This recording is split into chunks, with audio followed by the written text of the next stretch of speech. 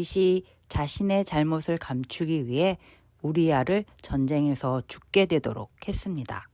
다윗의 이런 행동을 보시고 하나님께서 악하다고 하셨습니다. 하나님께서 나단 선지자를 다윗에게 보내셨습니다.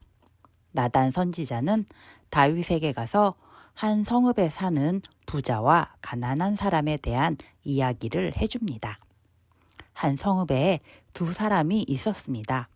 한 사람은 부자이고 한 사람은 가난했습니다. 부자에게는 양과 소가 아주 많았습니다. 가난한 자에게는 어린 암양 한 마리 뿐이었습니다. 가난한 자는 어린 암양을 자녀들과 함께 먹이며 보살폈습니다. 딸처럼 아끼며 길렀습니다. 어느 날 부자에게 나그네가 찾아왔습니다. 부자는 자기의 양과 소를 잡아서 나그네에게 대접하기가 아까웠습니다. 그래서 부자는 가난한 자의 양을 빼앗아 왔습니다. 부자는 그 양을 잡아서 나그네에게 대접했습니다. 나단 선지자의 말을 듣고 있던 다윗이 화를 냈습니다. 사무엘하 12장 5절. 다윗이 그 사람으로 말미암아 노하여 나단에게 이르되 여호와의 살아계심을 두고 맹세하노니 이 일을 행한 그 사람은 마땅히 죽을 자라. 다윗은 부자의 행동이 너무 악하다고 죽음으로 죗값을 치르게 해야 한다고 했습니다. 나단 선지자는 그 부자가 바로 다윗이라고 말합니다. 다윗이 우리아를 죽이고 아내를 빼앗은 행동은 하나님을 매우 화나게 하는 행동이라고 합니다.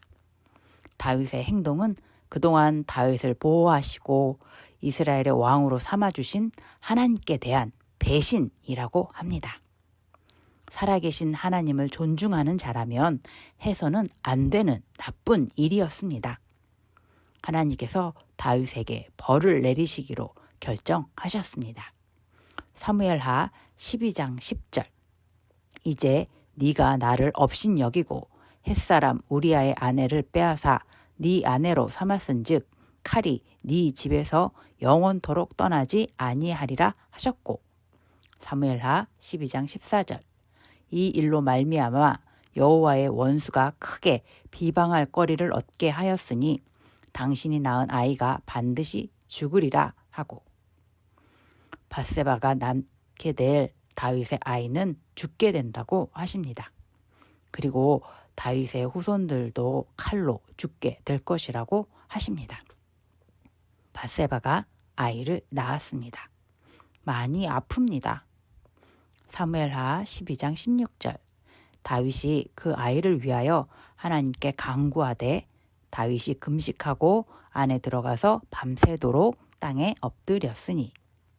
다윗은 아이가 낫기를 바라며 하나님께 기도했습니다.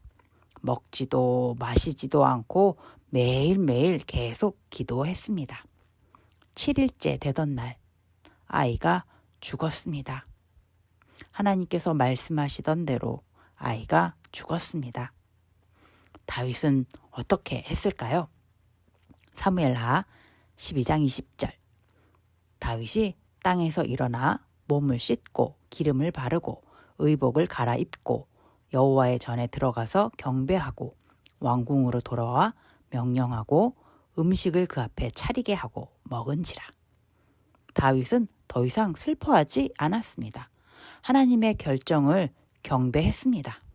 그리고 평소처럼 먹고 다시 왕의 일을 시작합니다. 다윗은 하나님께 아이를 살려달라고 애원하지 않았습니다. 하나님께서 아이를 죽게 하신 것을 원망하지도 않았습니다. 하나님은 이미 아이는 죽을 것이라고 알려주셨습니다. 하나님은 말씀대로 그리고 약속대로 하셨을 뿐입니다. 다윗은 하나님의 결정을 따랐습니다. 그것이 자신의 잘못을 인정하는 자세입니다. 그리고 하나님의 결정을, 하나님의 판단을 인정하는 자세입니다. 극일교회 어린이 여러분, 우리의 기도와 바램과는 다르게 하나님께서 응답해 주실 때가 있습니다. 그럴 때 하나님의 결정에 섭섭하더라도 순종하며 따르는 자세가 믿음입니다. 지혜로우신 하나님의 결정을 따르는 믿음의 자녀가 됩시다.